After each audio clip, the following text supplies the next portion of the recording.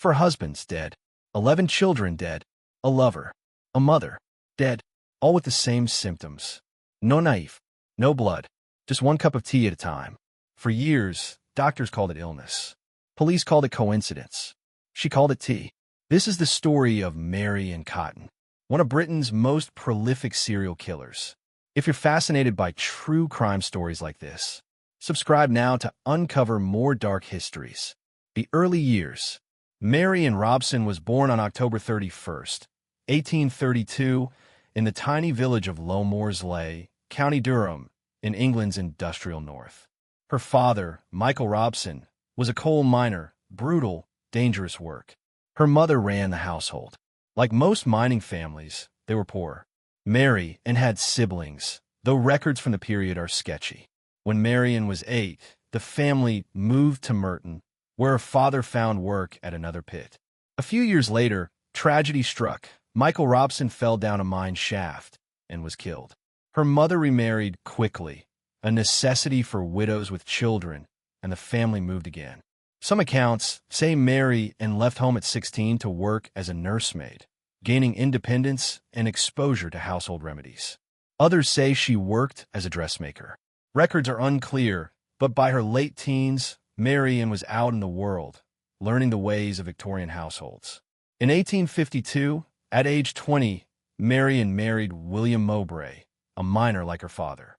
They began married life quickly, and she became pregnant almost immediately. Over the next 13 years, Mary Ann and William had 8 or 9 children. The exact number is disputed. Most, however, died in infancy or early childhood. Even for Victorian England, where infant mortality was tragically common, Mary Ann lost an unusually high number of children. 4 died while the family lived in Plymouth, all recorded as gastric fever or other stomach ailments. Around 1860, William took out a life insurance policy covering himself and their surviving children. In 1865, William Mowbray died. Cause: intestinal disorder, gastric fever. Mary Ann collected the insurance payout. Within months, the 3 surviving children, all covered by insurance, were also dead. Gastric fever again.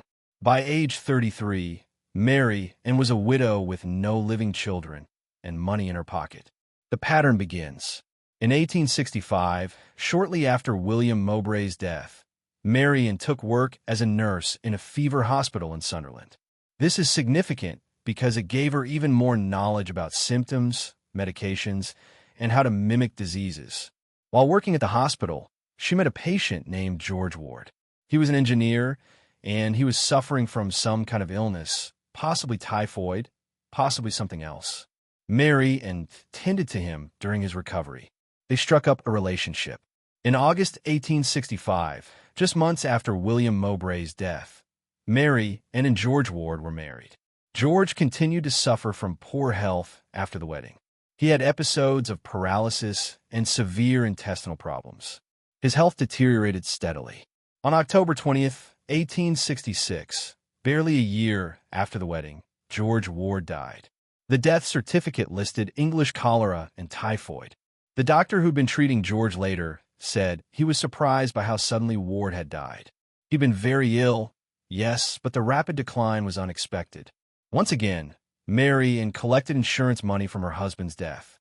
She was now a widow twice over, at age 34. James Robinson and the First Suspicions. In November 1866, Mary Ann took a position as a housekeeper for a widower named James Robinson. He was a shipwright living in Sunderland, and his wife had recently died, leaving him with 5 young children. Mary Ann arrived at the Robinson household, and within a month, James's baby son John died. Cause of death: gastric fever. James Robinson, grieving and vulnerable, turned to his housekeeper for comfort. Mary Ann became pregnant with his child. Then Mary Ann's mother, who was living in Seaham Harbor, became ill with what was described as hepatitis. Mary Ann immediately went to care for her. Within 9 days, her mother was dead. Mary Ann collected a small insurance payout. She returned to the Robinson household and persuaded James to take in her daughter Isabella from her first marriage, one of the few children who'd survived. James agreed. In April 1867, Isabella died. gastric fever. Then 2 of James Robinson's children from his first marriage died in quick succession, both from gastric fever. Here's where James Robinson saved his own life. He started noticing things. Money was going missing from the house. Mary and was forging his signature to withdraw money from the bank. She was running up debts and pawning his belongings. And when James confronted her about it, Mary Ann suggested taking out life insurance policies on his remaining children. James Robinson was no fool. He refused. Frederick Cotton, after James Robinson kicked her out, Mary Ann moved to Walbottle in Northumberland. She took work again, this time in the household of a customs officer named Frederick Cotton. Frederick Cotton was married and had children from his marriage. But in 1870, his wife Margaret died suddenly. The cause? Gastric fever. Mary Ann, who'd been working in the household, stepped into the role of caretaker for Frederick and his children. By September 1870, she and Frederick were married. They had a son together in early 1871. But Frederick's health began to deteriorate soon after. He complained of stomach pains, vomiting, and diarrhea, all the classic symptoms Mary Ann's previous victims had shown. On September 19, 1871, Frederick Cotton died. The cause? Gastric fever. Mary Ann collected the insurance payout. But she wasn't done. 2 of Frederick's children from his first marriage also died within months, both from gastric fever. Mary Ann was now a widow for the 4th time.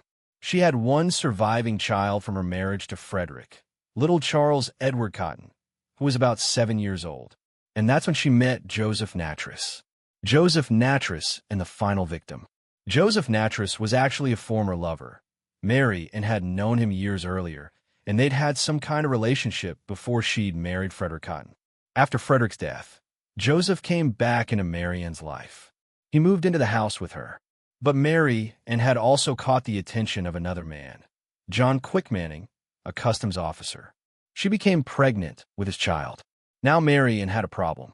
She wanted to marry Quickmanning, but she was living with Joseph Nattrass, and she still had Frederick Cotton's young son Charles Edward in her care. Joseph Nattrass died in March 1872. He left his meager possessions to Mary and, cause of death, gastric fever. That left only little Charles Edward Cotton, Mary Ann's 7-year-old stepson. Mary Ann went to Thomas Riley, a local parish official, and asked if he could help her get Charles sent to the workhouse. She wanted to be free of him so she could marry Quickmanning. Riley said he'd look into it, but there were complications. The boy would need to be examined by a doctor first. A few days later, Mary Ann ran into Riley on the street. She said something that Riley would never forget. Perhaps it won't matter. I won't be troubled long. They'll go like the rest of the Cotton family. On July 12, 1872, less than a week after that conversation, Charles Edward Cotton was dead. The doctor, William Kilburn, came to examine the body. He'd been treating Charles for gastric problems in the days before his death, so he wrote gastric fever on the death certificate. But Dr. Kilburn was uneasy. Something didn't feel right. So he kept samples from the boy's stomach, just in case. Thomas Riley, remembering Mary Ann's ominous comment, contacted the police. The investigation. When the police heard Riley's concerns, they contacted Dr. Kilburn. He handed over the samples he'd kept. The samples were sent to Dr. Thomas Scattergood at Leeds School of Medicine. Using relatively new forensic techniques, Scattergood tested the samples for poison. The results were clear. Charles Edward Cotton's stomach contained significant amounts of arsenic. On July 18, 1872, Mary Ann Cotton was arrested for murder. But the police didn't stop with Charles's death. They started looking into Mary Ann's entire history. Newspapers picked up the story and began investigating on their own. What they found shocked the nation. Mary Ann had moved around northern England for 20 years, leaving a trail of dead bodies behind her. 3 husbands dead, a lover dead, her mother dead, 11 of her 13 children dead, multiple stepchildren dead, friends who'd lived with her dead, all from gastric fever. Police began exhuming bodies. They started with Joseph Nattrass and 2 of Mary Ann's children who'd died recently. All 3 tested positive for arsenic poisoning. The investigation revealed a pattern. Mary Ann would target people who had life insurance. She'd take out policies or encourage her husbands to take them out. Then the insured person would start showing symptoms: stomach pain, vomiting, diarrhea. Within days or weeks, they'd be dead, and Mary Ann would collect the payout. Estimates suggest Mary Ann Cotton murdered at least 21 people, though the true number may be higher. Many of her early victims, especially children who died in the 1850s and early 1860s, were never exhumed, so arsenic poisoning couldn't be confirmed. Mary Ann was charged with multiple murders, though prosecutors decided to try her only for the murder of Charles Edward Cotton. If they got a conviction on that case, she'd hang. If they didn't, they could try her for the other murders. The trial. Mary Ann Cotton's trial began on March 5, 1873, at Durham Assizes. She'd been in prison for months by that point, and in January 1873, she'd given birth to her 13th and final child, a daughter she named Margaret Edith Quickman and Cotton. Margaret and one other child from Mary Ann's marriage to James Robinson were the only two of her 13 children to survive her. The prosecution was led by Charles Russell, a brilliant lawyer who would later become Lord Chief Justice. He laid out the case methodically. Charles Edward Cotton had been healthy until days before his death. Mary Ann had told Thomas Riley the boy was in the way. She'd said he wouldn't trouble her long. The boy died within days. Arsenic was found in his stomach. Mary Ann had access to arsenic. It was readily available as rat poison. A pattern of deaths followed Mary Ann wherever she went. She financially benefited from almost all of these deaths. The defense, led by a lawyer named Campbell Foster, tried to argue that Charles might have accidentally ingested arsenic. Arsenic was used in green wallpaper dye at the time, and Foster suggested the boy might have inhaled arsenic dust from the wallpaper. He also tried to suggest that maybe the chemist had accidentally given Mary Ann arsenic instead of bismuth, used to treat diarrhea, when preparing medicine for the boy. The judge wasn't buying it. Neither was the jury. Witnesses testified about Mary Ann's purchases of arsenic for rats. Doctors testified about the symptoms of arsenic poisoning and how they matched the symptoms Charles had shown. James Robinson testified about the suspicious deaths in his household when Mary Ann lived there. Mary Ann maintained her innocence throughout. She insisted that all the deaths in her life had been natural, that she'd simply been unlucky. The jury deliberated for 90 minutes. They returned a guilty verdict. Mary Ann Cotton was sentenced to death by hanging. The execution. Mary Ann Cotton was hanged on March 24, 1873, at Durham County Jail. In the weeks leading up to her execution, she wrote numerous letters maintaining her innocence. She wrote to James Robinson begging him to bring her surviving child to visit her in prison. She asked him to help get her sentence commuted to life in prison. Robinson didn't respond. Several petitions were presented asking for mercy, but the Home Secretary refused. The public wanted Mary Ann Cotton dead. On the morning of her execution, a large crowd gathered outside the prison. Thousands of people came to watch, or at least to be nearby when it happened. The executioner was William Calcraft, who was notorious for botched executions. He'd been doing the job for decades, but he was old and his technique was sloppy. When Mary Ann stepped onto the gallows, witnesses said she appeared calm, but was muttering constantly under her breath. She scowled at the crowd that had gathered. When the trapdoor opened, the rope was set too short. Mary Ann didn't die from a broken neck, the standard, relatively quick death in a hanging. Instead, she died by strangulation. Calcraft had to press down on her shoulders to help her die more quickly. It still took about 3 minutes. Whether the short rope was deliberate, a final punishment for a woman who'd killed so many children, or just Calcraft's incompetence, no one knows for sure. Mary Ann Cotton died at age 40. Her body was buried in an unmarked grave within the prison walls. Mary Ann's surviving children. After Mary Ann's execution, her case became a sensation. Ballads were written about her. One popular rhyme went, "Mary Ann Cotton, she's dead and forgotten. She lies in a grave with her bones all rotten. Sing, sing, oh what should I sing? Mary Ann Cotton is tied up with string. Where were? Up in the air, selling black puddings a penny a pair." Children sang it as a skipping song. The case prompted reforms in how arsenic was sold and regulated. The 1868 Pharmacy Act was amended to require arsenic to be colored with a dye so it couldn't be easily disguised in food or drink. Sellers also had to record purchases in a poison book. Life insurance companies became more careful about issuing policies to working-class families, especially when children were involved. Mary Ann's surviving children faced stigma and harassment. Her daughter Margaret eventually emigrated to escape the association with her mother's crimes. Final thoughts.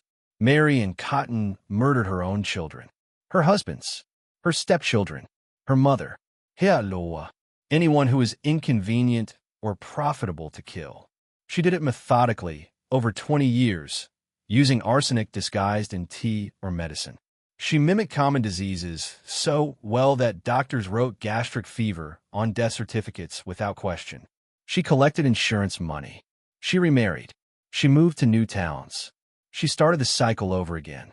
And she might have continued indefinitely if she hadn't made one crucial mistake, telling Thomas Riley that little Charles Edward Cotton wouldn't trouble her long. That one moment of honesty, or perhaps arrogance, brought her entire murderous career crashing down.